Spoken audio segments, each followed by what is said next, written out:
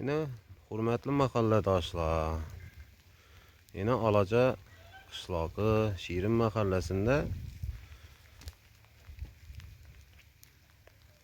ya bu Avat mahalleye düştüden bir kayta bize çıkarışıp yollarını şunda tüzütüp koymadık bunu. Yine çıkarış yolunu şimdi nitçeli yağmur yağsam umumen biri opşim su yığılmıyor dediğini işi. Düşündü oldu. Hiç kaza umumen yığılmıyor dedi. Yine hazır Avat mahalleye düştü. Şirin mahalleden bir gredilme bir belalarını ötürüp kayta bize taşap koygan daşlanam harapeti bek gittiler yine. Tartıp nerelere gittiler yapar sattılar bilinmem nerelerdir. Bilmedim ben iş kılıp. Yine işinde tit taşap gittiler bunu köçeni. Üzerimiz çıkarışıp taşap koyganımız zor idi kayta. 1 gram su inanmıyor dedi.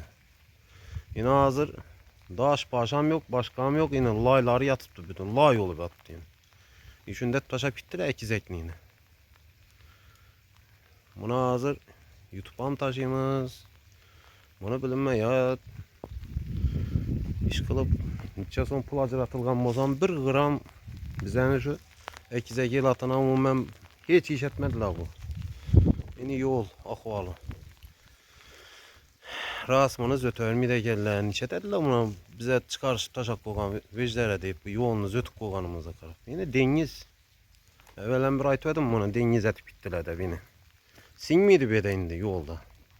Yatadı bir 10-15 güllep keminde. Şimdi yine Abat mahalle de. Nasına gerekken bu halk ne aldı bunu dedi.